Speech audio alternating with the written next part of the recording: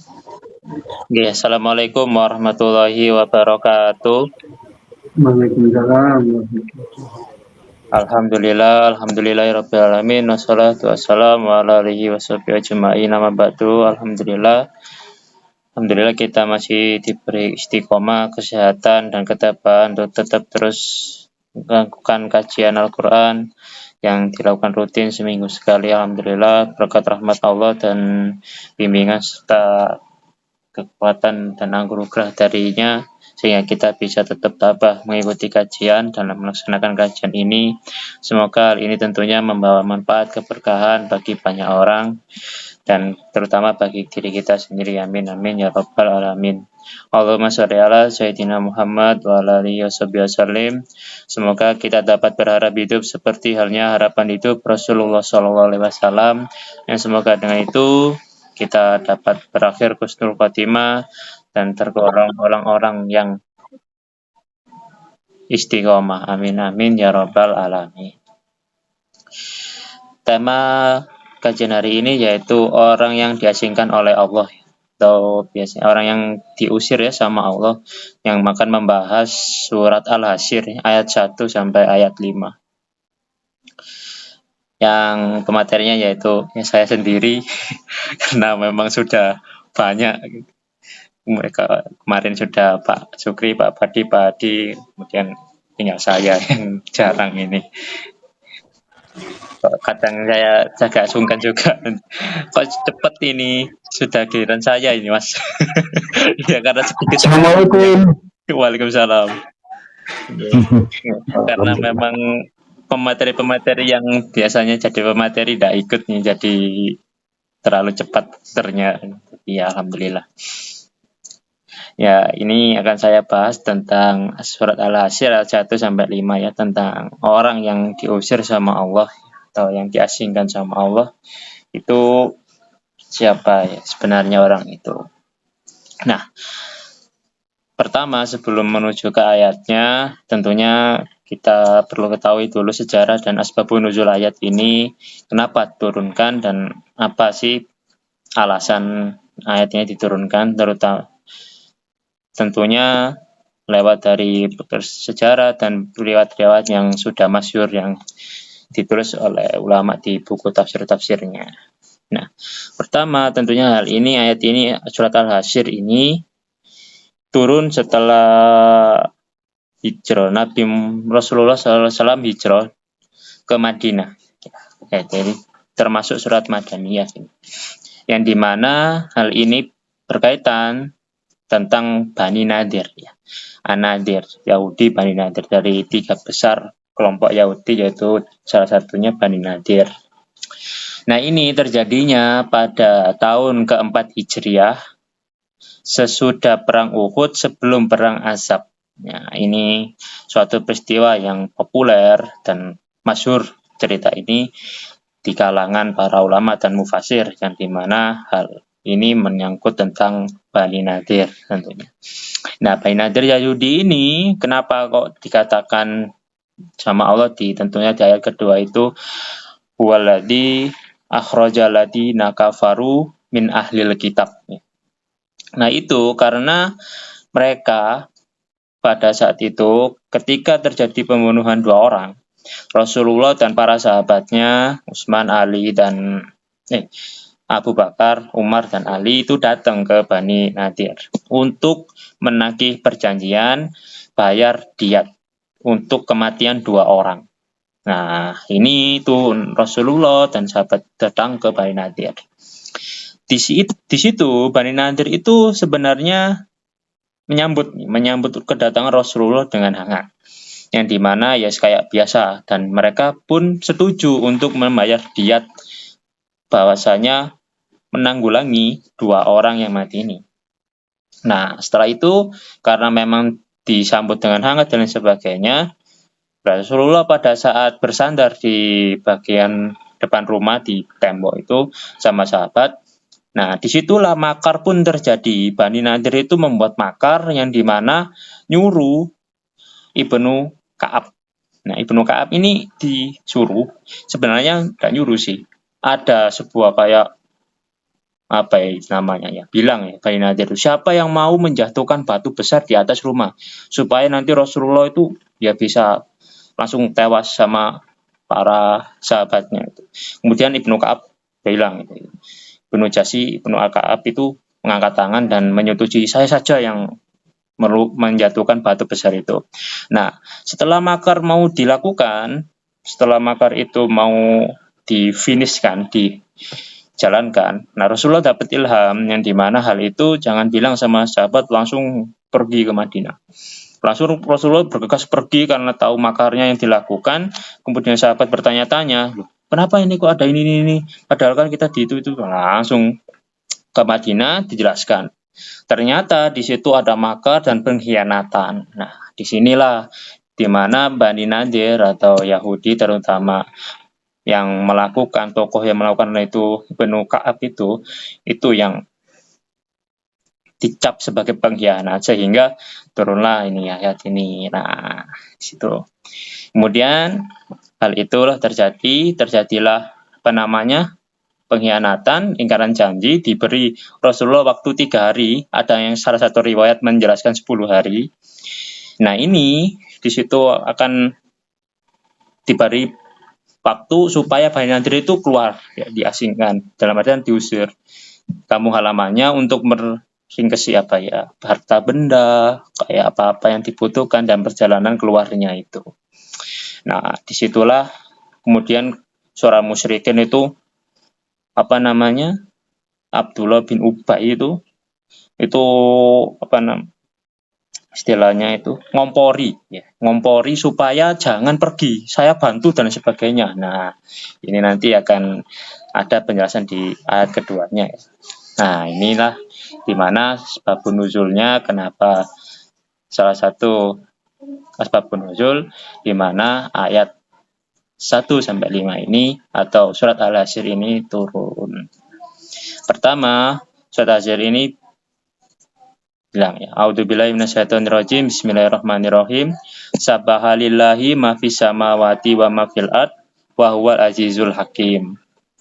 Ini pertama dikatakan sabahalillahi ma fis samawati wa ma fil ard, menunjukkan bahwasanya ya seperti yang pada umumnya tafsir menyatakan bahwasanya hal ini masih ada sangkut pautnya dengan surat Al-Mujadilah, yang surat Mujadilah itu sebelum surat ini, yang menyatakan bahwasanya berteman ya atau mendukung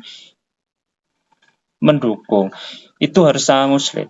Jangan sampai seorang muslim itu malah mendukung seorang pengkhianat dan orang-orang yang mendustakan ajaran Allah dan sunnah Rasulnya. Nah, ini ditekankan bahwasanya dengan itu makanya Allah menyatakan dirinya sabahalillahi ma fis samawati wal ard. Jadi Allah itu terhindar dari hal-hal yang buruk, hal-hal yang dimana itu seperti halnya orang manusia itu melakukan keburukan-keburukan itu dan sifat-sifat buruk itu.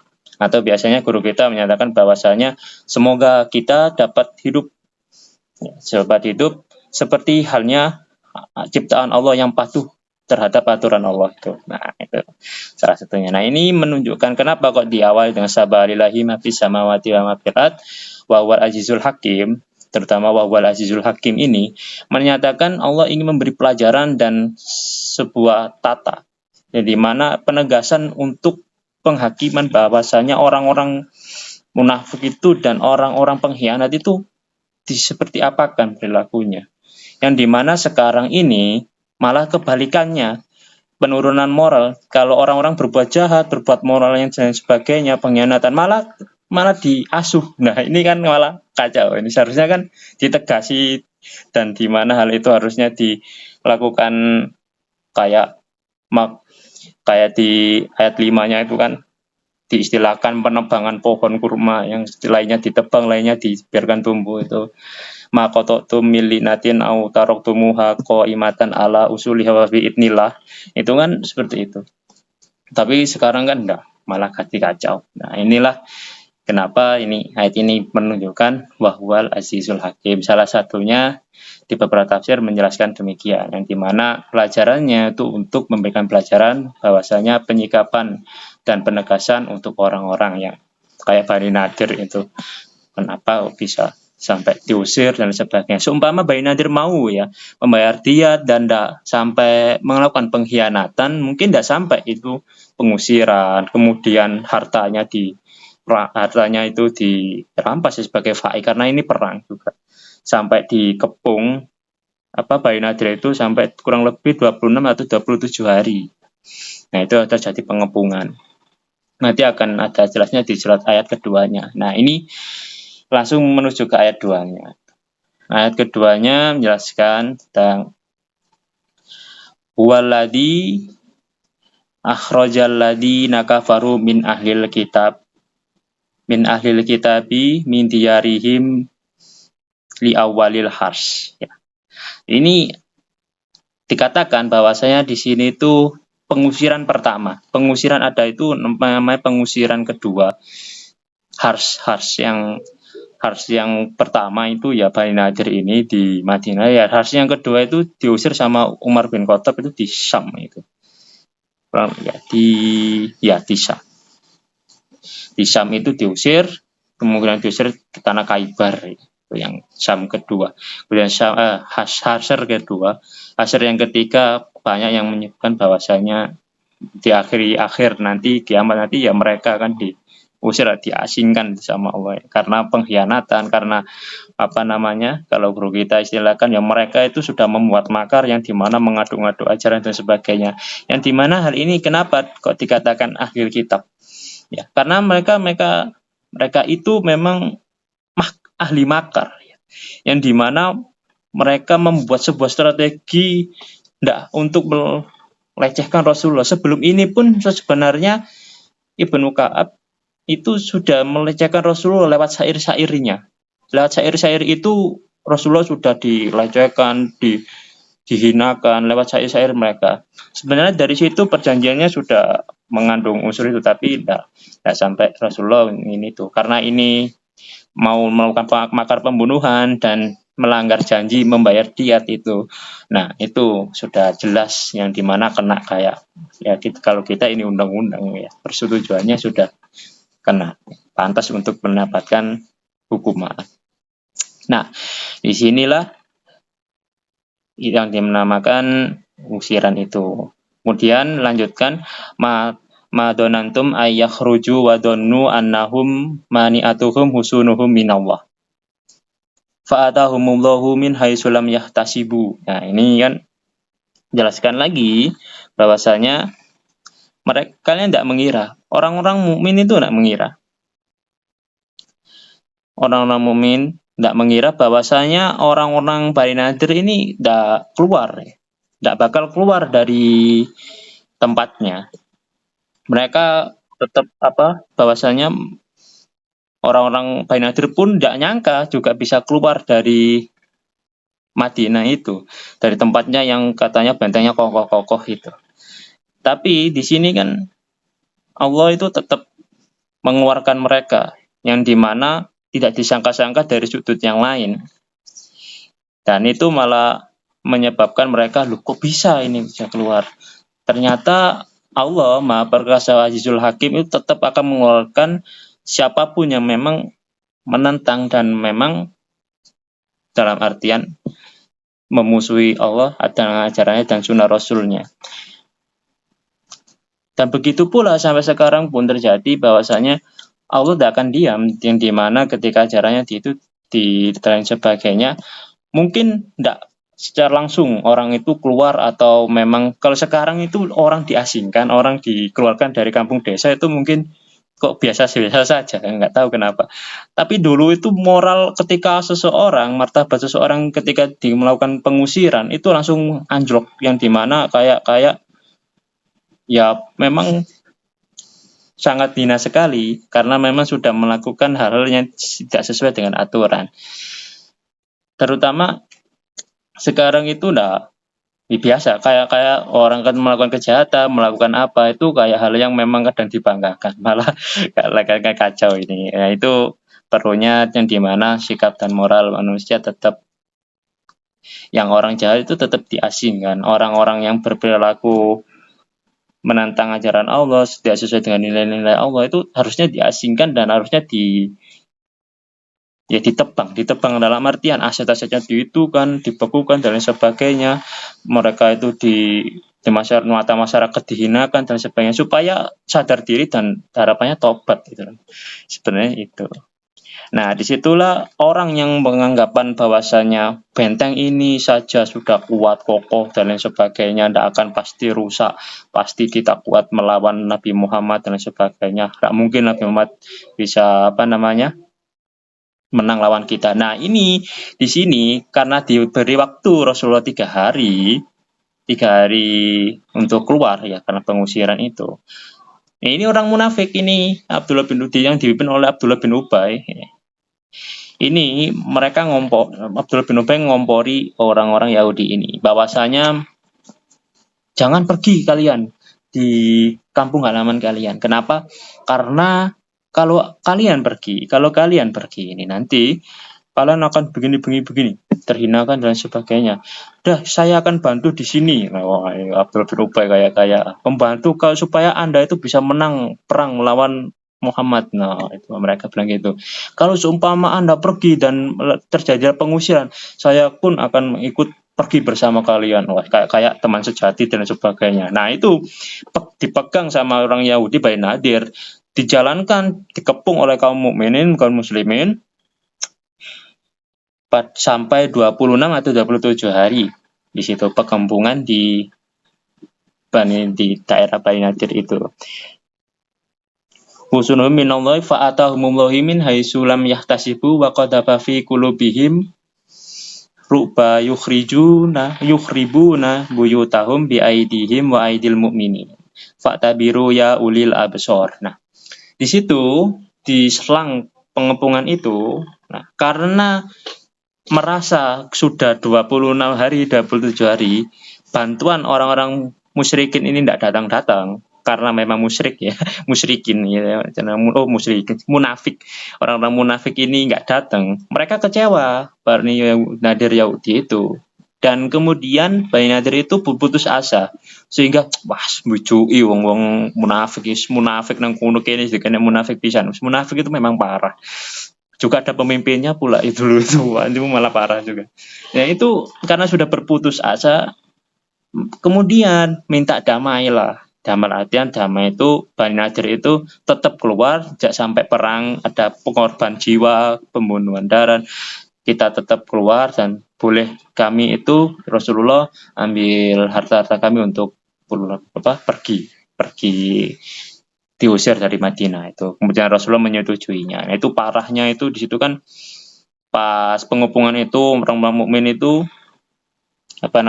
menghancurkan rumah-rumah juga dalam artian ya untuk pengepungan, dan mereka setelah itu harta-harta Bani Nadir tetap dihancurkan supaya tidak sampai digunakan oleh orang-orang muslim. Itu kan sangat kacaunya Bani Nadir itu sampai segitunya mereka membenci Rasulullah dan kaum muslimin pada saat itu sehingga mereka terusir keluar. Nah, di samping itu ini yang menyebabkan salah satunya kenapa mereka sampai tidak kuat mental, istilahnya dikepung tidak kuat mental, itu karena Allah itu waqadhafa fi qulubihim maradun waqadhafa fi qulubihim buhimur rubah yukhribuna buyutahum. Mereka diberikan Allah khawatir dan rasa takut, yang dimana mereka itu dari dalam diri mereka sendiri. Sebab mereka mengira bahwasanya benteng yang kuat, benteng yang kokoh tidak akan bisa dirobohkan oleh pasukan Muhammad yang hanya segitu.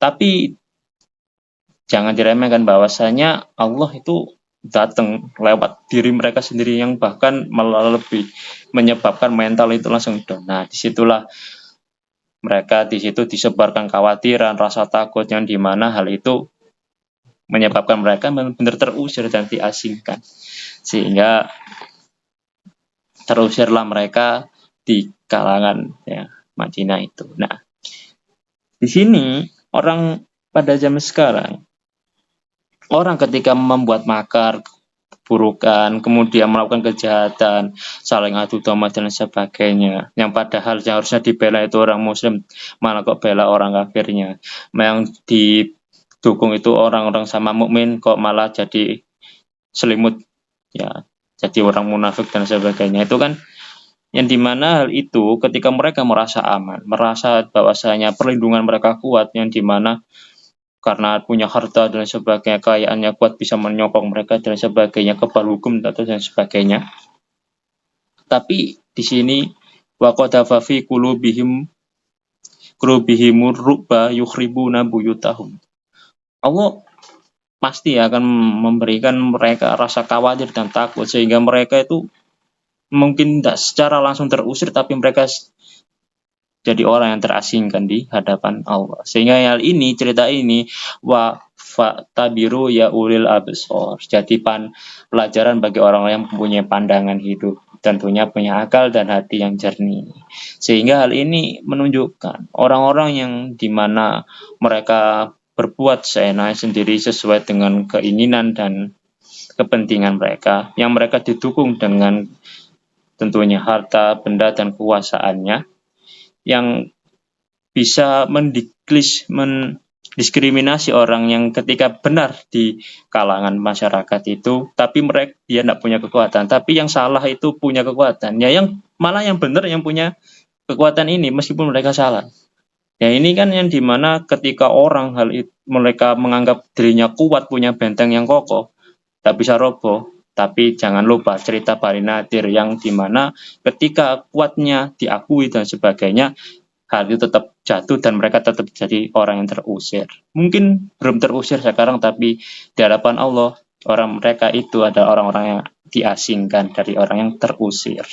Jadi hati-hati, ya, ini perlu itu kan. Jangan sampai kayak sikapnya orang-orang Yahudi Bani Nadir yang membangkang dan membuat makar hal itu sehingga jadi orang-orang yang terusir, jadi orang-orang yang kayak orang-orang Yahudi Bani Nadir itu. Nasibnya nanti tidak jauh beda nanti, meskipun tidak langsung ya. Yang bahaya itu ya kulu waqadha fi qulubihimul ru'ba, itu disebarkan khawatir dan rasa takut, tidak nyaman hidupnya, itu kan menjadi parah, kacau. Meskipun sudah lain sebagainya bergelimang kekuasaan, harta dan sebagainya, tapi kalau tidak tenang kan ya enak juga.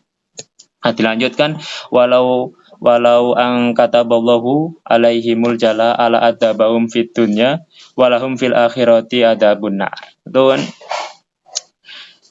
Dan jika tidaklah karena Allah telah menetapkan yaitu pengusiran terhadap mereka, Allah akan mengazab mereka, tetap mereka akan diazab sama Allah di bumi ini. Seumpama mereka Bani Nadir tidak diusir sama Allah. Oke. Kemungkinan mereka tetap akan dapatkan ganjaran atau azab yang serupa, mungkin akan kalau di tafsir lewat yang lain itu bilangnya mereka akan diperangi kaum muslimin atau mukminin, yang dimana mereka akan terbunuh, atau memang aset-aset mereka dibekukan dan sebagainya, terjadilah pengendoran dan pengurangan dan sebagainya, yang dimana mereka itu dihinakan betul karena memang melakukan pengkhianatan, melakukan pengaduk-ngadukan, melakukan hal-hal yang sewenang-wenang. Nah, dan di akhirat pun ya ada benar, ya mereka akan terkena azab neraka tentunya. Ya, dalika bi annahum syaqullaha wa rasulah wa may yushaqillaha fa innallaha syadidul iqab. Yang demikian itu adalah karena sesungguhnya mereka telah menentang, yaitu sebab mereka kena hal itu ada sebabnya karena perilaku mereka sendiri. Seumpama Bani Nadir atau orang-orang dalam ketika zaman sekarang itu tidak sampai melakukan penentang, tidak sampai melakukan hal-hal yang tercela atau merusak, tidak mungkin mereka akan terkena sebuah azab dan sebagainya. Tidak sampai mereka itu terkena dampak yang buruk sampai penghinaan, dihina sama Allah sampai segitunya. Karena hal itu penyebabnya adalah diri mereka sendiri, terutama di dalam cerita Bani Nadir ini, yaitu mereka tidak mau bayar dia dan melakukan makar pembunuhan dan pengkhianatan dan tentunya tidak sesuai dengan perjanjian. Itu yang menyebabkan mereka sampai terusir, sampai diasingkan. Ya, sikap-sikap seperti itu yang dimana dijadikan pelajaran bagi orang-orang muslim tentunya zaman sekarang. Jangan sampai melakukan hal-hal seperti itu. Tentunya seperti yang dijelaskan sebelum ini tadi, jangan sampai kita membela orang yang malah seharusnya itu jadi musuh kita. kita tidak bisa, tidak boleh, karena kayak jangan sampai kita seperti orang-orang munafik yang di sana dibela untuk kepentingannya, kemudian pada saat hari hanya mereka kabur. Ya. Abdullah bin Ubay sama kawan-kawannya kan kayak gitu. Ketika Rasulullah menang, kayaknya bela Rasulullah dan sebagainya, tapi buat makar. Kemudian paling kepada Bani Nadir pun yang jahatnya kayak gitu, dikhianati, itu kan kacau nih orang-orang munafik. Tapi Bani Nadir juga karena melakukan hal-hal yang buruk, ya sama-sama kacaunya juga. Ya. Kemudian ya itu yang pantas jadi hukumannya. Fa innallaha syadidul iqab. Jadi Allah itu mempunyai siksaan dan hukuman yang sangat keras, yang dimana hal itu akan terjadi dan nunggu di akhirat nanti, ya di dunia ini pun terjadi. Jadi kalau pada keadaan itu zaman sekarang merasa dirinya aman, melakukan makar dan sebagainya, melakukan hal buruk dan sebagainya, ya tentunya hal itu masih ditanya-tanyai. Benarkah aman? Nah, itu kan pasti kan. Apakah memang kondisi kulubnya itu, hatinya itu merasa tenang dan sebagainya? Saya kira tidak, karena waqadha fi qulubihim murubah. Ya. Tidak bisa tenang lah mereka. Kemudian, nah ini digambarkan kayak makototum milinatin au taroktumuha qaimatan ala usuliha fabi idnillahi waliyuksiyal fasikin. Digambarkan kayak, sebenarnya kalau diceritakan dulu ini kan di situ setelah pengusiran itu Rasulullah kan menebangi pohon kurma orang-orang Bani Nadir. Bani Nadir protes. Rasulullah, katanya Anda itu tidak boleh merusak lingkungan, harus memperbaiki dan sebagainya. Kenapa kok Anda itu malah merusak dan sebagainya? Nah, ini dijawab sama Allah di ayat kelima ya. Maqatu milinatin au taraktumuha qaimatan ala usuliha fa bi'nillah. Ini atas izin Allah, Rasulullah itu merusak yang dimana tanaman-tanaman pohon kurma yang milik orang kafir itu tebas, ada yang memang dibiarkan tumbuh. Gitu. Ini untuk bariyusiyar fasikin, jadi untuk merendahkan orang-orang fasik. Jadi ini kalau guru kita nafsirkan itu seperti halnya budaya dan juga kehidupan sosial, yang dimana perlu halnya orang yang memang sikapnya kayak orang-orang Yahudi, yang seperti halnya dijelaskan di sebelum ini, itu mereka patutnya ditebang.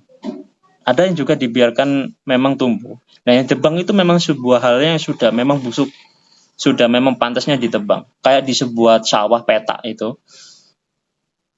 Petak itu sebuah sawah ada beberapa pohon atau tanaman, di mana yang satu itu busuk, kalau memang itu dipelihara dan sebagainya, kemungkinan itu akan menyebar pada tanaman-tanaman sehat sehingga malah menyebarkan penyakit.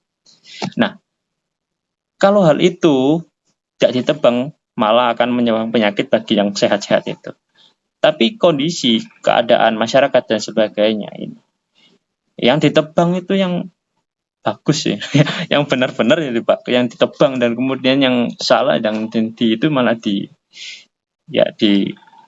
dipelihara, itu kan malah kacaunya di situ. Yang dimana kayak petak sawah pun yang busuk itu harusnya ditebang, kayak suket-suket atau yang namanya tanaman, wah ini kelihatannya malah merusak dan membawa penyakit, ya harusnya dicabut, malah sekarang itu udah dipelihara, ya kan nggak jadi panen nanti dan sebagainya. Nah, ini menunjukkan bahwasanya ketika seseorang melakukan pengkhianatan, melakukan makar dan melakukan hal yang dimana hal itu tidak sesuai perjanjian, pantasnya ditebang, diasingkan. Kayak di sebuah perusahaan, orang itu tahu seluk-beluk betul perusahaan itu dan rahasianya. Kemudian disebar luas, kena hacker. Nah, tentunya perusahaan itu dihack dan datanya diambil dan sebagainya. Nah, itu akan menunjuk, tentunya perusahaan itu akan terjadi penurunan dan sebagainya. Nah, ketika orang ini yang pelakunya itu tidak segera dieksekusi, dalam artian dipecat, kemudian asetnya dibekukan, kemudian lain-lain sebagainya, denda dan sebagainya, tentunya dia ini akan malah merusak dan sebagainya. Nah, ini salah satu pelajaran yang dimana diibaratkan penebangan pohon kurma yang salah sebagainya itu ditebang, sebagainya dibiarkan tumbuh. Hal itu untuk menghinakan orang-orang fasik, yang dimana pantasnya orang-orang yang kayak Bayi Nadir ini diusir atau memang diasingkan. Ya, salah satunya hal itu yang terjadi, sehingga hal ini jadi pelajaran betul bagi kita, sikap-sikap yang kayak Bani Nadir yang salah satunya pengkhianatan, kemudian pemakar, pembunuhan, pembohongan, penustaan, dan hal-hal yang tercela tentunya ya, seperti yang di ayat ketiga dijelaskan tadi, orang yang menentang Allah dengan ajarannya dan Rasul dan sunnahnya, itu yang dimana di diri kita hal-hal seperti itu perlu ditebak, perlu ditebas, sehingga tidak sampai meracuni pikiran dan hati jernih kita, supaya tetap stabil dan tetap berada di jalan keistiqomahan, seperti halnya Allah mengajari kita di ajarannya itu. Nah, itu yang bisa saya sampaikan di surat ini, di pertemuan kali ini. Tentunya masih banyak hal-hal yang kurang, bisa ditambahi dan bisa diluruskan kalau memang ada yang keliru. Sekian dari saya, yang benar dari Allah, yang salah dari diri saya sendiri. Assalamualaikum warahmatullahi wabarakatuh. Waalaikumsalam warahmatullahi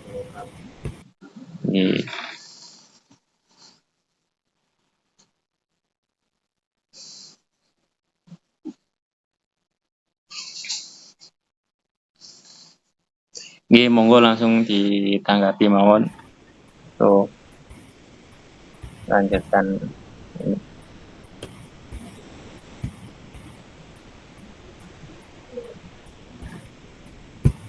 Oke, monggo Pak Abadi. Pastikan orang yang diusir oleh Allah Taala.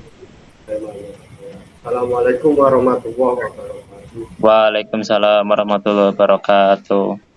Utama dan paling utama kita ucapkan puji syukur kehadirat Allah SWT yang telah memberikan kita nikmat iman dan kesehatan dan kesempatan untuk berkumpul di dalam sebuah media di sini terutama. Nah, pada kesempatan ini saya mencoba menanggapi tema tersebut di atas, bahwa tema ini sangat penting karena disebutkan siapa orang yang diusir oleh Allah.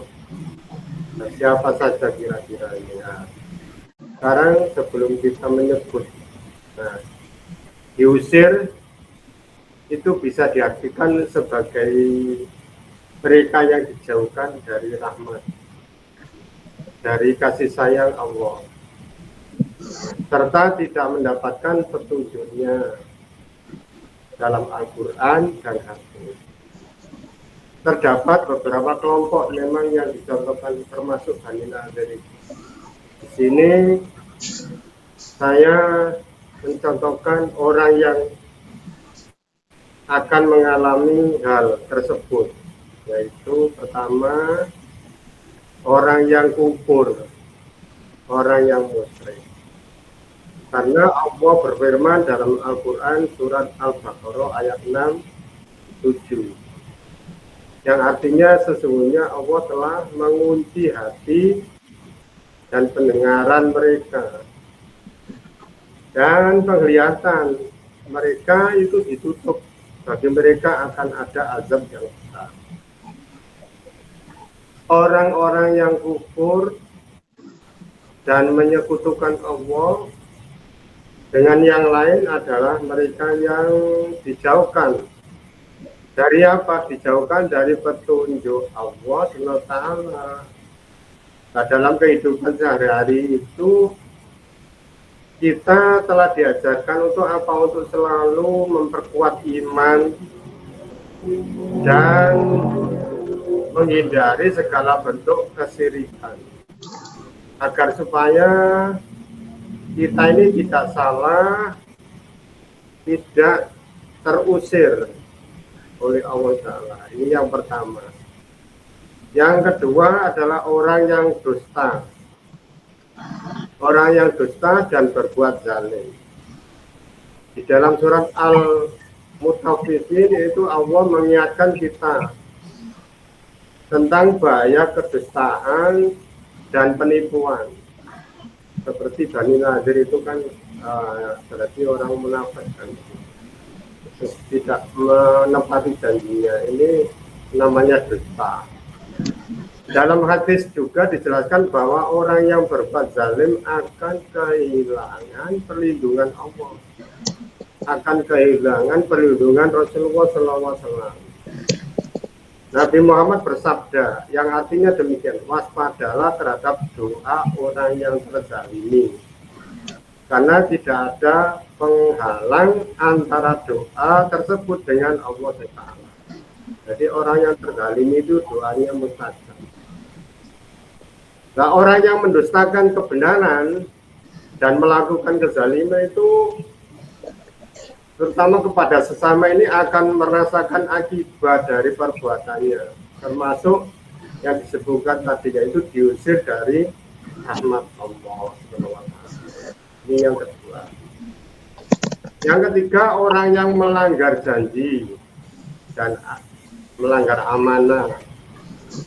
Kalau kita lihat dalam surat Al-Mu'minun ayat 8, Allah itu menegaskan pentingnya kita itu menepati amanah. Menepati amanah. Yang artinya demikian. Dan orang-orang yang memelihara amanah dan janjinya. Ini. Orang-orang yang tidak menepati janji dan tidak menepati amanah ini akan merugikan diri mereka sendiri. Dan akan menjauhkan diri mereka itu dari kasih sayang Allah. Dalam kehidupan kita ini harus kita jaga amanah. Amanah apapun yang diberikan kepada kita. Itu karena penting. Baik dalam hubungan sosial, hubungan bisnis maupun dalam ibadah. Itu yang ketiga. Yang keempat adalah orang yang berbuat dosa tanpa tobat. Dalam surat Az-Zumar ayat 53 Allah itu mengajak hambanya untuk apa? Untuk bertobat. Allah berfirman yang artinya, katakanlah, wahai hamba-hambaku yang beriman, bertakwalah kepada Tuhanmu. Bagi orang-orang yang berbuat baik di dunia ini ada kebaikan. Dan bumi Allah luas. Hanya orang yang bersabar yang akan diberi pahala tanpa batas. Jadi mereka yang terus-menerus berbuat dosa tanpa mau bertobat dan kembali kepada Allah, itu akan jauh dari rahmatnya. Taubat adalah jalan untuk mendekatkan diri kepada Allah dan menghindari diri dari pengusiran Allah SWT. Jadi kalau kita lihat siapa-siapa saja ini nanti bisa dilanjutkan lagi setelah diskusi. Orang-orangnya itu siapa, namanya siapa, termasuk di dalam keterangan di atas tadi. Jadi sementara saya simpulkan bahwa marilah kita merenung bersama siapa yang diusir oleh Allah dan apa yang bisa kita lakukan untuk menghindarinya.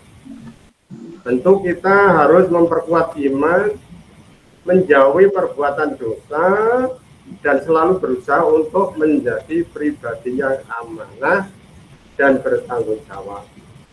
Dengan begitu kita dapat berharap untuk selalu berada dalam lindungan dan rahmat Allah.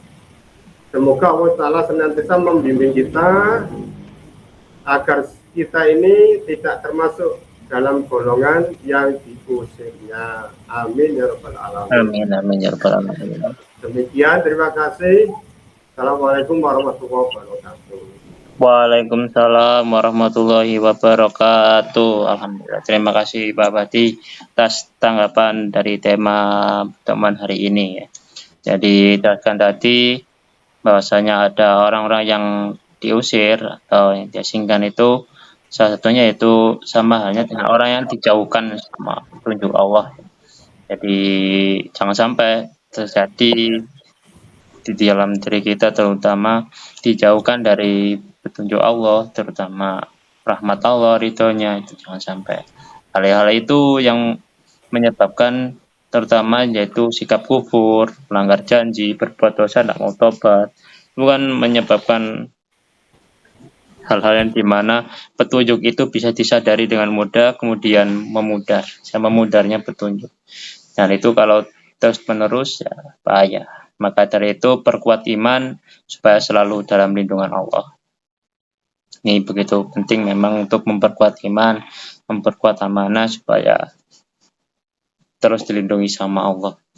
Karena yang dianggap kuat pun bisa runtuh, karena kalau tidak ada lindungan dari Allah, apalagi yang dasarnya tidak begitu kuat, itu kan malah gampang runtuh dari luar pun gampang, dari dalam pun malah mudah, ya kan? Nah, jadi malah kacau. Ini monggo langsung dilanjut mawon.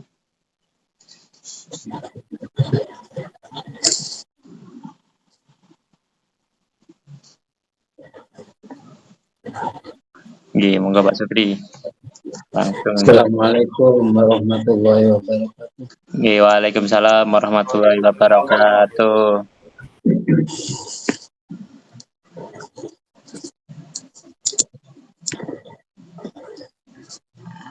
Yang pertama, mari kita bersyukur kepada Allah Subhanahu wa taala.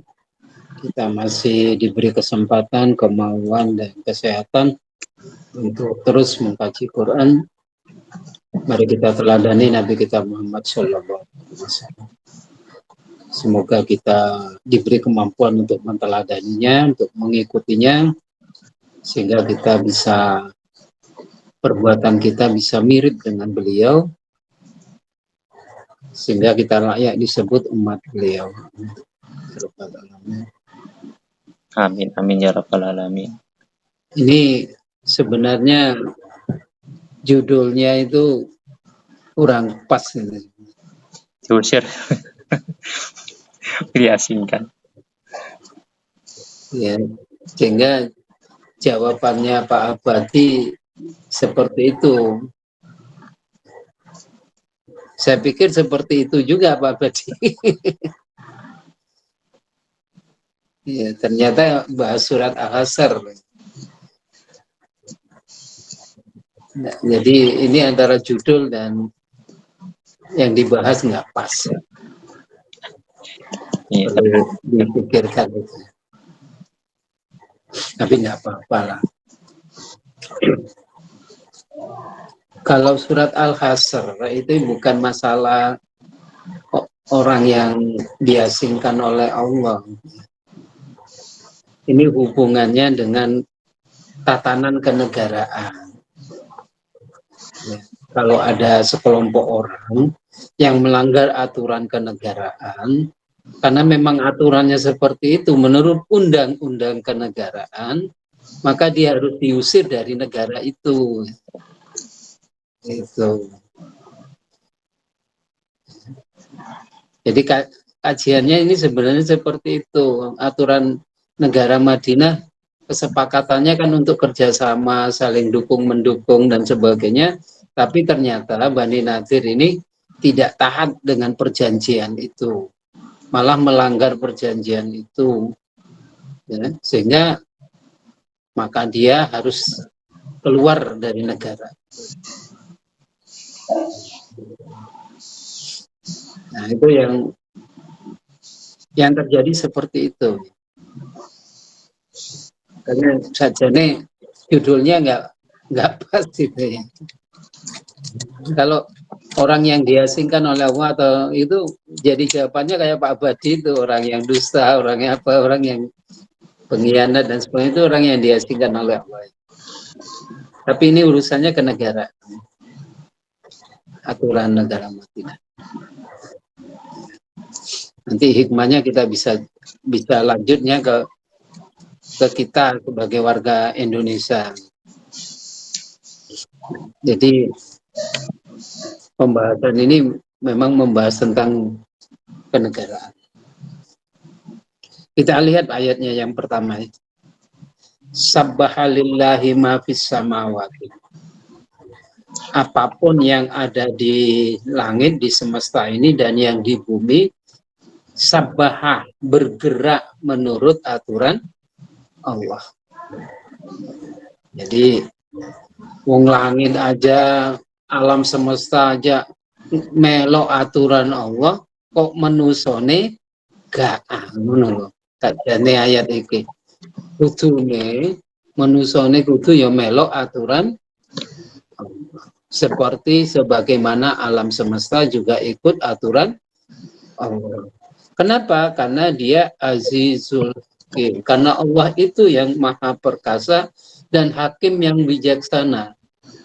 Jadi kita harus mengikuti keputusan aturan yang maha bijaksana, yang maha perkasa. Sebagaimana semua alam semesta, langit dan bumi, semuanya isi-isinya itu mengikuti aturan Allah. Ya. Begitu juga dalam urusan kenegaraan. Dalam urusan kenegaraan itu harus mengikuti aturan Allah. Artinya apa? Sesuai perjanjian. Karena sudah berjanji untuk hidup bersama di Madinah, ya, hidup bersama damai saling mendukung di Madinah. Kalau terjadi apa-apa itu harus ada apa itu, kalau ada pembunuhan dan sebagainya harus ada kafarotnya dan sebagainya. Itu harus dipenuhi semua undang-undang aturan itu. Kalau melanggar maka sanksinya dikeluarkan dari sebuah kenegaraan. Seperti kasusnya Bani Nadir, ya. Pada ayat 2 itu, walladzi akhrajal ladzina kafaru min ahlil kitab. Dia Allah yang mengeluarkan orang-orang kafir di antara ahli kitab, yang dimaksud Bani Nadir, min diyarihim, dari tanah-tanahnya, dari kampung halamannya, li awalil hasr, pengusiran yang pertama.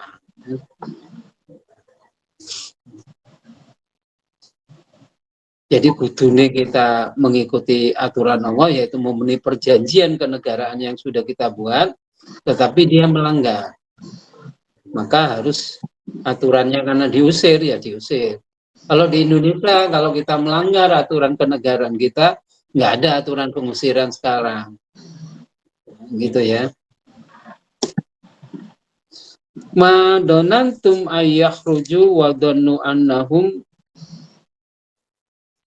mani'atahum husunuhum minallahi fa'atahum wa min haitsu la yahtasibu wa qadafa fi qulubi ru'ba. Ya.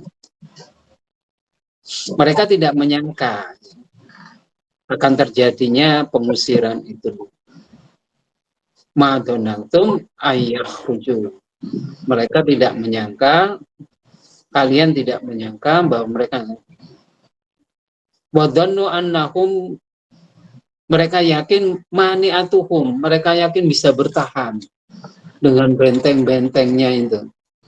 Ya kok benteng apa itu, kalau dulu sebuah negara itu kan dikelilingi benteng gitu ya. Dikelilingi, kalau kita lihat film itu ya, ada gedung-gedung, tembok-tembok begitu itu. Jadi kalau untuk masuk aja nggak bisa masuk. Nah itu Bani Nadir itu dikelilingi benteng-benteng itu. Kemudian benteng-benteng pohon juga di belakangnya itu ya. Jadi orang itu tidak bisa masuk dengan anunya. Saking mereka yakin kuat. Usunuhum. Tetapi min haitsu lam yahtasibu. Nah, itu. Tetapi ternyata dia dikeluarkan dari hal-hal yang tidak disangka-sangka. Artinya apa? Pada waktu itu langsung memang oleh Nabi langsung dikepung gitu ya. Selama beberapa hari, kemudian pohon-pohon kurma itu memang ditebang supaya mereka takut ya. Supaya mereka kehabisan makanan, persediaan makanan. Kalau nggak ke pohon kurma itu nggak ditebangi, dia masih bisa makan, bisa bertahan lama. Gitu loh. Makanya pohon kurmanya ditebangi sehingga mereka sudah takut, waduh aku gak iso tahan nih kene berapa hari, makanya dia akhirnya rela keluar gitu. Itu penebangan pohon kurma itu mempercepat proses pengusirannya. Kalau pohon kurma nggak ditebang, ini ya masih bertahan dengan persediaan makannya.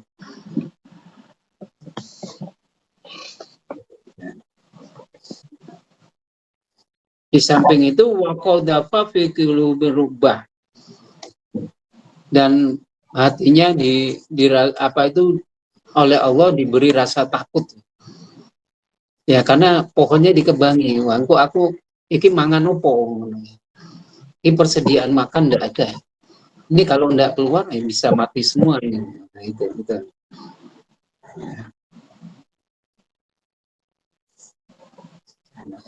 Ya.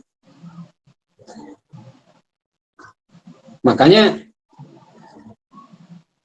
Pak tabiru ya ulil absor. Nah, gini ini menjadi pelajaran bagi orang-orang yang mempunyai pandangan yang tajam. Ya. Nah, sekarang kalau kita lihat umpamanya Pak tabirunya ibarahnya itu kayak apa? Katakanlah kalau di kita ya, ada orang yang melanggar aturan atau merusak tatanan negara, ya seharusnya itu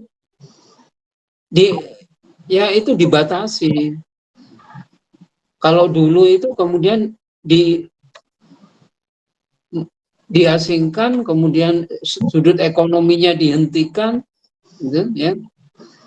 Umpamane ono wong melanggar ya, ekonominya dihentikan gitu, agar mereka betul-betul. Tapi sekarang kan tidak ada. Sekarang ini biasanya dimasukkan penjara kalau melakukan itu. Malah mangannya dijamin penjara.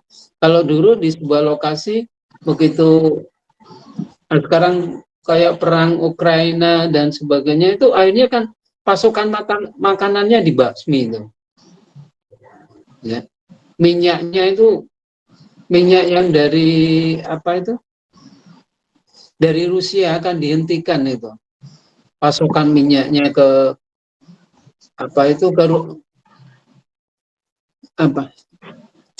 ke barat itu ya, sehingga barat kalang kabut dengan anunya itu oleh Rusia, sehingga minyaknya menjadi mahal. Di Amerika minyak 1 liter karena oleh Rusia minyaknya nggak dikirim gitu, kilang-kilangnya nggak dikirim, sehingga banyak mobil yang macet pada perang itu.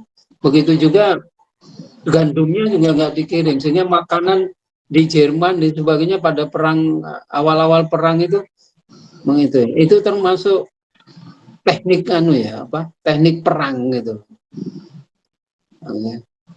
sehingga menghancurkan ekonomi orang.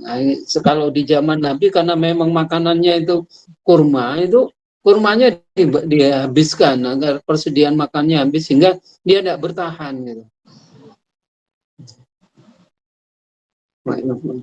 Perang Rusia Ukraina itu kan gandumnya Rusia itu penghasil gandum yang lebih besar, yang banyak, sehingga Eropa itu kalang kabut, nggak dikirim gandum itu.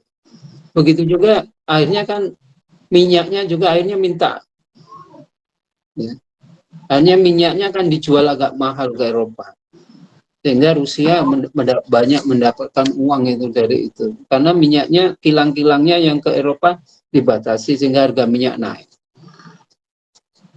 Itu teknik sebuah kenegaraan, ya. Ayat ini sebenarnya bicara itu gitu.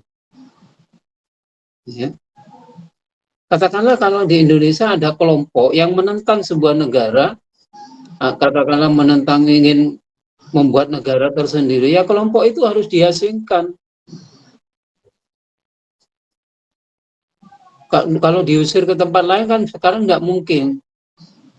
Ya kelompok itu harus artinya gerakannya harus dibatasi. Kalau di Malaysia dulu ada gerakan apa itu, kemudian semua basis ekonominya dibekukan gitu, keuangannya di bank dibekukan itu, yang di Malaysia itu, karena pemerintah khawatir gerakan itu akhirnya semua poros ekonominya dibekukan oleh negara. Nah seperti itu ya. Ini kasusnya seperti itu. Oh, kemudian pada ayat ketiga, walaula angkatabahu alaihim jala'a. Nah, ini masalah adabnya. Itu sebagai adab dari Allah, sebagai siksa dari Allah.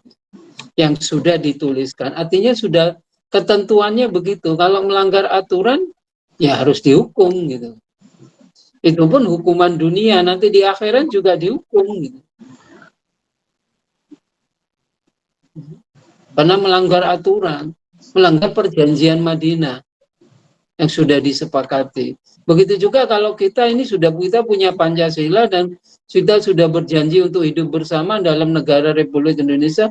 Kalau kita melanggar, ada orang yang melanggar, itu juga dihukum di dunia, diadab oleh Allah di dunia, dan di akhirat juga dapat adab lagi lebih parah kalau melanggar aturan. Jangan dikira kalau kita melanggar aturan sebuah negara, kemudian Allah diam-diam aja, gak apa-apa ikut itu aturan Allah. Ya gak iso ngono. Sampai melanggar aturan lalu lintas, sampai mesti ditilang dan kena denda. Di akhirat apakah sampai bebas dari hukuman itu? Ya enggak.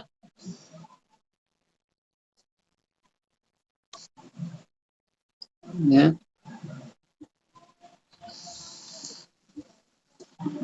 Di akhirat juga akan diadab. Sama.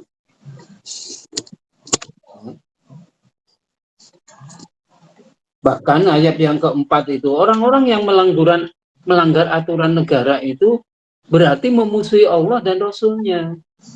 Karena Allah dan Rasulnya itu menyuruh kita untuk mengikuti yang sudah menjadi perjanjian bersama. Pancasila dan sebagainya itu perjanjian kita bersama untuk hidup taat pada hukum. Kalau kita melanggar hukum itu berarti kita juga melanggar aturan Allah, karena Allah memerintahkan kita untuk taat hukum gitu ya. Dzalika banam syaqwa wa rasulah wa may yushaqiqillaha fa innallaha syadidul iqab. Nah, ini kadang-kadang orang bersepsi ya. Wah, itu melanggar aturan lalu lintas toh. Gak melanggar aturan, itu melanggar aturan Allah berdua ya. Jangan dikira ya. Jadi jangan dikira aturan Allah sing sembahyang tong yoga. Aturan negara juga aturan Allah. Karena itu kesepakatan kita bersama. Ya.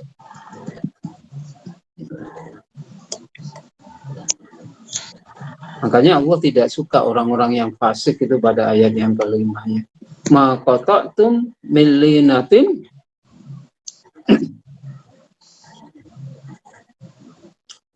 au taraktumuha, atau yang dibiarkan. Nah, ini masalah seperti tadi ya, itu kalau sekarang nggak mungkin ya, apa itu diusir atau dipotong pohonnya. Kalau sekarang nggak dipotong pohonnya, dipotong bisnisnya gitu. Kalau ada orang yang melanggar aturan Allah, kemudian dipotong bisnisnya, dipotong jalur ekonominya, supaya mereka tidak kuat. Nah, itu yang penting bagi sebuah negara. Qaimatan ala usuliha bi'nillah waliyuzil fam, itu untuk menghinakan mereka. Makanya sekarang ini kalau kita itu biasanya sekarang ini ada boikot perusahaan Yahudi, nah itu sudah bagus ya. Itu artinya kita memang memotong jalur-jalur ekonomi Yahudi supaya apa? Supaya kekuatan Yahudi itu lemah. Kalau kita masih beli barang-barang dari produk Yahudi ya, kita berarti membantunya secara tidak langsung. Begitu juga kalau kita sesama bangsa seharusnya ya belanja, kita beli kepada toko-toko sesama bangsa kita agar bangsa kita kuat. Nah, ini yang dibicarakan seperti itu ya pada ayat ini. Jadi ini kita bicara ke negara. Siapa yang melanggar aturan negara, dan memang kalau aturannya diusir ya diusir. Kalau hanya saja kalau di Indonesia ini masih kalau ada orang melanggar aturan negara, kok ini seperti ini ya, orang yang korupsi itu kan melanggar aturan negara ya. Itu kalau di negara yang lain itu asetnya disita ya. Tapi di Indonesia ini undang-undangnya belum jebol-jebol bahwa asetnya nggak disita. Seharusnya asetnya disita kalau ada orang korupsi, kemudian dimiskinkan. Kalau kita enggak ya, masih enak-enak aja orang yang korupsi itu. Masih bisa menikmati hasil korupsinya, bahkan lebih nyaman lah ya. Meskipun di penjara tapi duitnya akeh. Kudune semua asetnya itu disita. Ini undang-undang penyitaan aset korupsi masih sulit tembus di DPR. Ya, karena kalau itu nanti tembus, maka kemudian mereka yang korupsi kemudian dimiskinkan, maka dengan sendirinya orang yang mau korupsi itu tak. Nah, inilah mungkin yang dapat saya sampaikan. Jadi ini hubungannya dengan aturan kenegaraan ayat ini. Ya, jadi ibaratnya ya kita di Indonesia ini kalau ada orang yang melanggar aturan negara itu dibagi. Kalau ini diusir.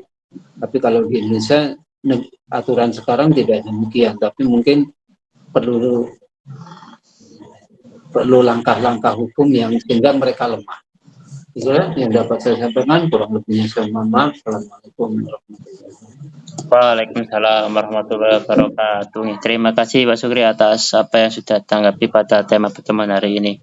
Alhamdulillah tadi lebih luas lagi, tadi memang kali ini berhubungan tentang kenegaraan, yang dimana ada konsep-konsep cara bernegara itu bagaimana, kemudian bila ada yang melanggar aturan itu hukumnya bagaimana, dan bagaimana cara mereka itu harusnya itu diberi hukuman di dunia ini, terutama kayak orang-orang binadir atau orang yang sekarang yang korupsi dan sebagainya, itu bagaimana langkahnya supaya mereka itu jerah, ya.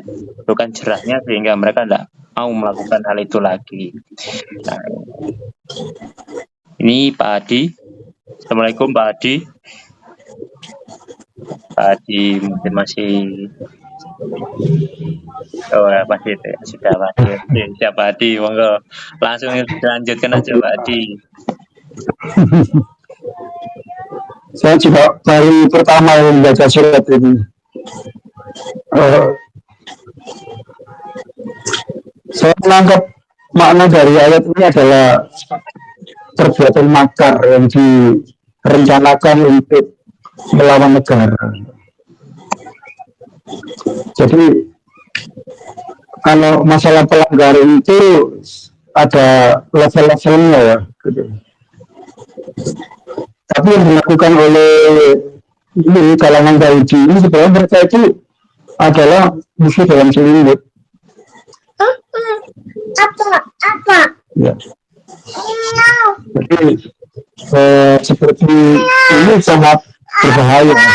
Yang berbahaya dan memang harus dilakukan di samping tadi adalah penyisiran. Nah, cara paksa. Jadi perlu kita belajar dari sini itu aturan sebenarnya apa sih isi dari perdamaian itu tadi itu apa? Kita kan di sini ada perjanjian itu apa ya, perjanjian itu apa?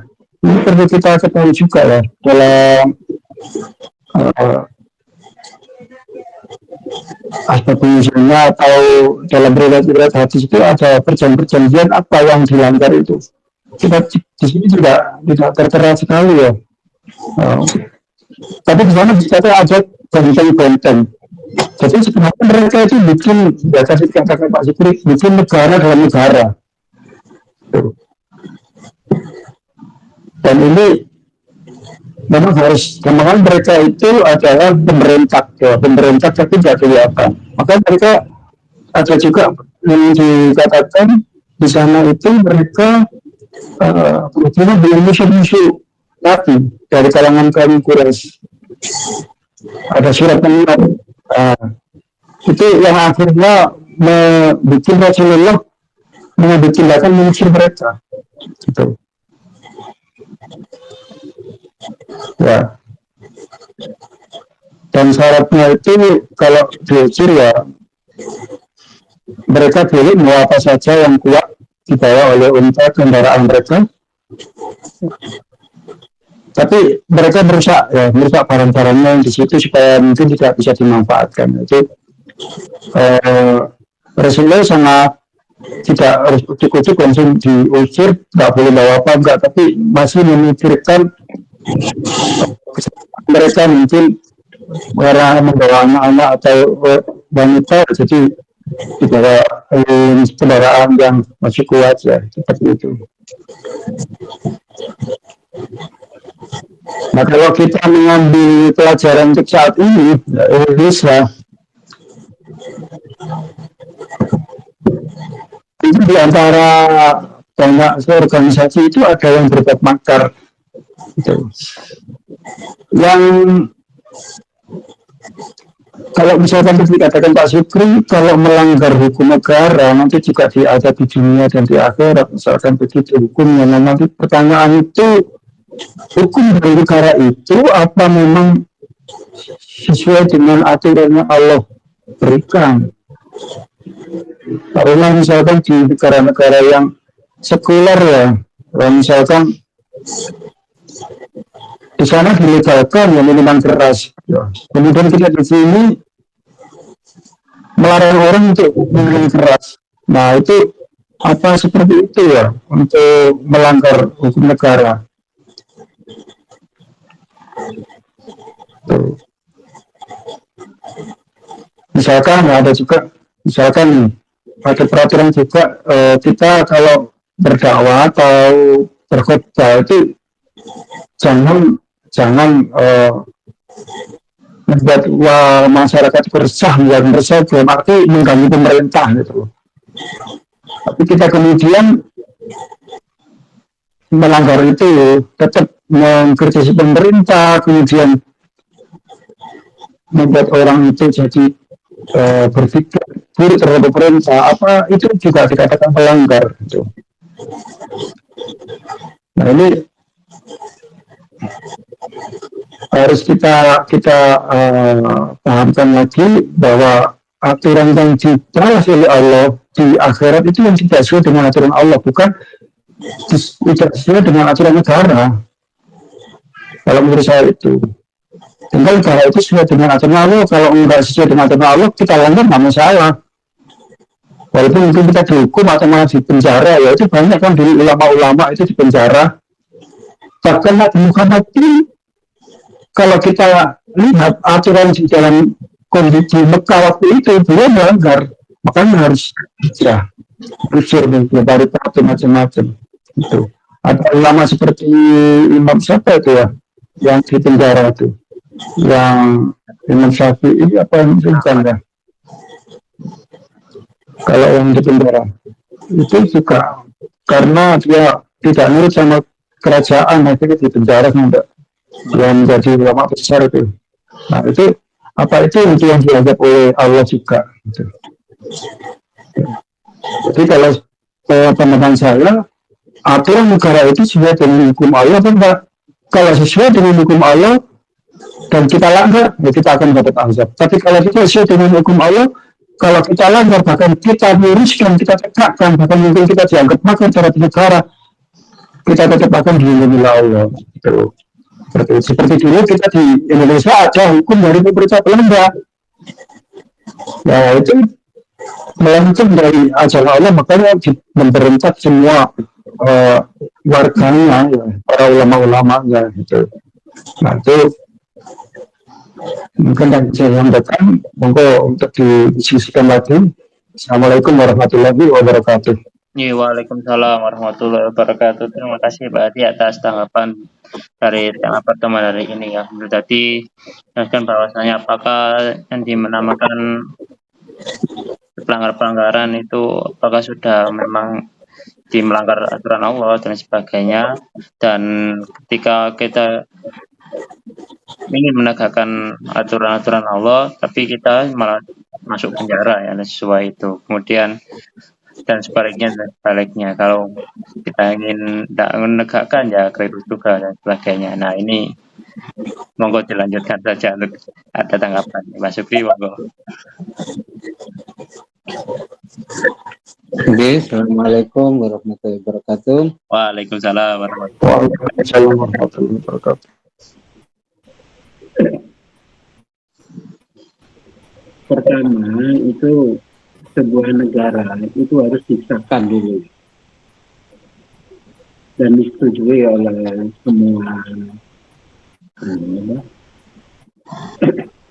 semua kalangan penduduk yang diwakili.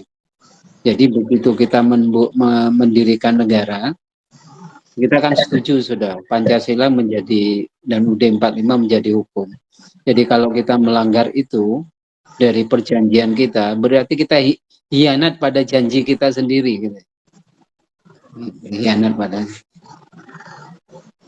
Makanya kalau pada zaman tahun 32 kalau nggak salah itu ya, pada waktu pemerintahan Belanda itu, NU itu ulama-ulama NU itu kemudian bersidang gitu ya, tahun 32 kalau nggak salah, bahwa negara kita penjajahan Belanda itu disebut negara Darussalam. NU itu. Kenapa kok disahkan begitu? Padahal itu pemerintahan penjajah ya. Itu kalau nggak disahkan, itu menjadi malapetaka buat kita. Nek gak sah, ya Departemen Agama waktu itu atau yang ngawin wong, itu udah gak sah ngono loh.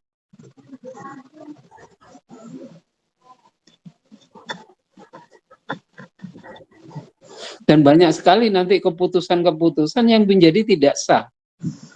Karena dihasilkan oleh pemerintah yang tidak sah.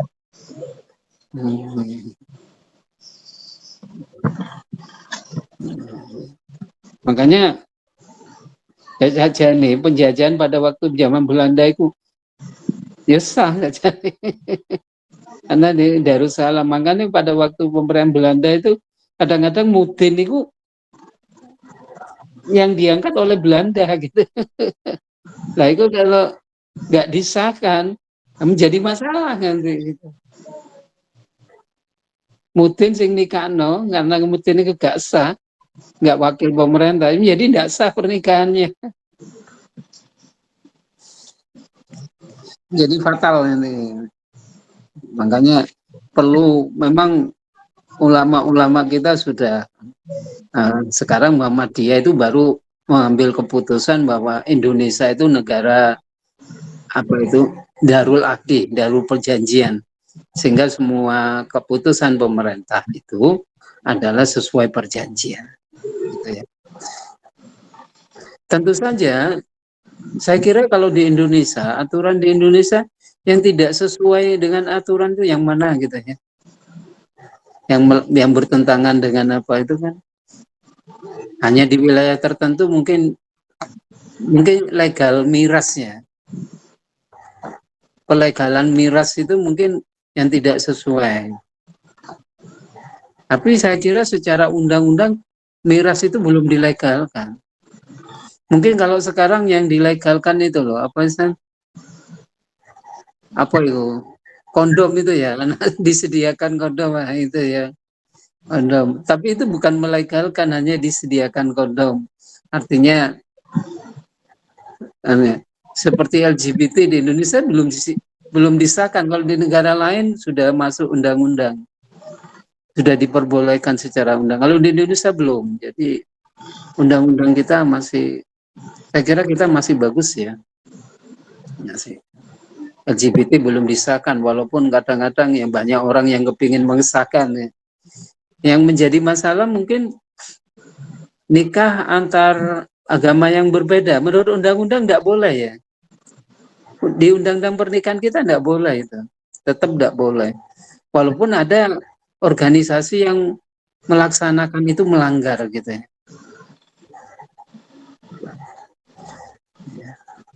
Yang menikahkan antar agama berbeda itu ada organisasi yang tetapi bagaimanapun itu tidak dapat surat dari KUA, nggak dapat ya. Yang dapat dari lembaga itu saja nikahnya. Jadi tetap secara kenegaraan tidak sah. Jadi undang-undang yang bertentangan dengan itu di Indonesia apa ya? Mungkin undang-undang kalau masalah pemilu saya kira masih debatable, yang lain debatable semuanya. Ya. Jadi kalau hukum lalu lintas malah harus ya. Apa yang nggak sesuai itu? Coba kita rokok mungkin. Rokok itu ya debatable juga ya, walaupun banyak yang mengatakan haram. Tapi masalahnya rokok itu apabila ditutup itu banyak pengangguran. Itu menjadi masalah, pertimbangan yang lain. Jadi banyak aturan, makanya kalau kita melanggar aturan negara sebagaimana yang sudah ditentukan, karena kita sudah berjanji untuk hidup bersama ya. Kalau kita melanggar aturan, berarti kita juga melanggar aturan gitu loh. Kesepakatan bersama gitu. Artinya sudah melanggar perjanjian. Hingga melanggar perjanjian itu dosa gitu. Ya. Nah, hukum dosa itu ada hukum negara, ada hukum Allah gitu. Hukum negara memang nanti dihukum negara, tapi maka andai kata hukum negara itu masih orangnya masih belum taubat, nanti ada hukum Allah di akhirat karena melanggar perjanjian itu. Jangan dikiranya melanggar aturan negara atau itu tidak ada kaitannya dengan Allah gitu. Ada ya. Nah, inilah masalah kenegaraan ya, sehingga kita sebagai warga negara bagaimanapun harus patuh ya kepada, ya tentu saja patuhnya itu kalau sesuai dengan aturan Allah. Kalau dicap nyolong ya nggak mungkin lah, korupsi ini ya enggak lah. Saya kira masih di aturan di Indonesia masih bagus, sehingga hanya orang-orang ya korupsi ya di Indonesia masih dilarang lah, mencuri apa yang ada miras ya tidak boleh, narkoba di Indonesia ya nggak boleh ya. Hanya beberapa, saya kira masih baik-baik saja saya pikir ya. Nah, itulah kadang-kadang kita ini membesar-besarkan masalahnya antara ini zaman akhir itu kabeh rusak kabeh loh. Quran itu loh ngomong inna ma'al usri yusro, antara kesulitan dan kemudahan itu lebih banyak kemudahan. Ya. Kadang-kadang kita itu apa ya dramatisasi kesulitan, aku urip susah terus, padahal jane susah titik senenge yo akeh, tapi dikei susah titik koyo susah seumur hidup. Aku gak iso mangan, gak iso mangan mes dino rong dino paling, atau gak sampai paling pirang jam gak mangan, koyo gak mangan terusan. Padahal pirang tahun uripe wis kayak mangan terus mbak Allah. Ya. Jadi mendramata apa ya? Rahmat Allah itu jauh lebih besar daripada adab Allah. Ya. Kita ini masih negara itu ya enak-enak aja. Sampai ono Palestina itu loh, yang sudah hidupnya kayak begitu tuh, ya wong sih seneng-seneng aja. Penduduk Palestina masih nikmat-nikmat aja walaupun susahnya kayak begitu. Innamal usri itu juga masih ada. Masuk terusan susahnya enggak juga. Masalah senang dan enggak itu tergantung persepsi kita, itu bukan tergantung keadaan. Ya. Ya, jadi jangan mendramatisasi hidup kita sulit. Enggak, lebih banyak kemudahannya daripada kesulitannya. Mungkin si mangan enak, si anu kok, si iso turu, si aman, si tentram. Oh ini zaman akhir bagian. Enggak, di Indonesia itu masih banyak orang yang beriman daripada orang yang enggak beriman. Masih banyak orang baiknya daripada yang tidak baik. Ke zaman akhir ya, waduh. koyok-koyoke jene jarene Gus Pak, koyok-koyoke urip iku wis susah terus ae. Lho, faktanya itu enggak. Kita masih bebas ngaji, masih bebas nah, kita banyak bahagianya, banyak senangnya daripada susahnya.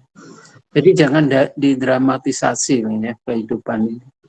Ya, mari kita syukuri, tambah kita syukuri hidup itu tambah senang dalam kondisi apapun ya.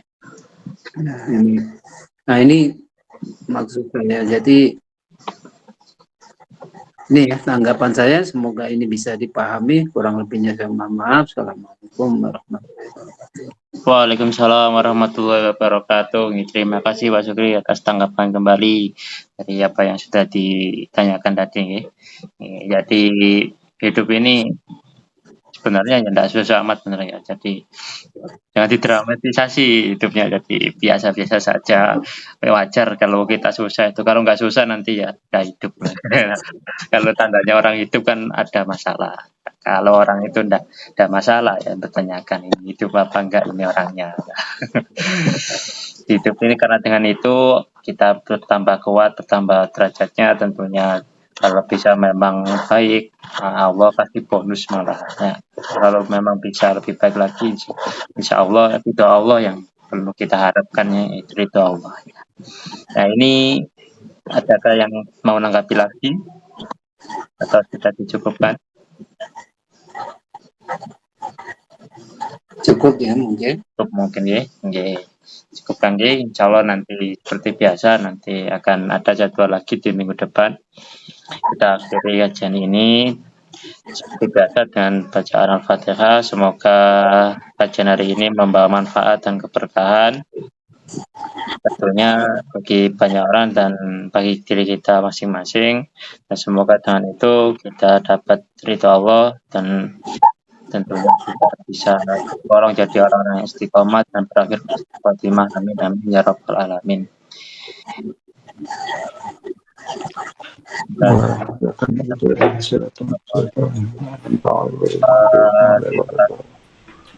Bismillahirrahmanirrahim. Alhamdulillahirabbil alamin arrahmanirrahim maliki yaumiddin. Iyyaka na'budu wa iyyaka nasta'in ihdinas siratal mustaqim siratal ladzina an'amta alaihim. Semoga dengan bacaan itu kita berdapat teman-teman kita semuanya sedang dalam keadaan salat dan sebagainya, mereka bisa melewati ujian dari Allah dan mendapatkan manfaat dan keberkahan dari Allah. Amin ya rabbal alamin. Sekian kajian hari ini saya tutup. Tentunya yang benar dari Allah, yang salah dari diri saya sendiri. Saya akhiri dari ini. Assalamualaikum warahmatullahi wabarakatuh. Waalaikumsalam warahmatullahi wabarakatuh.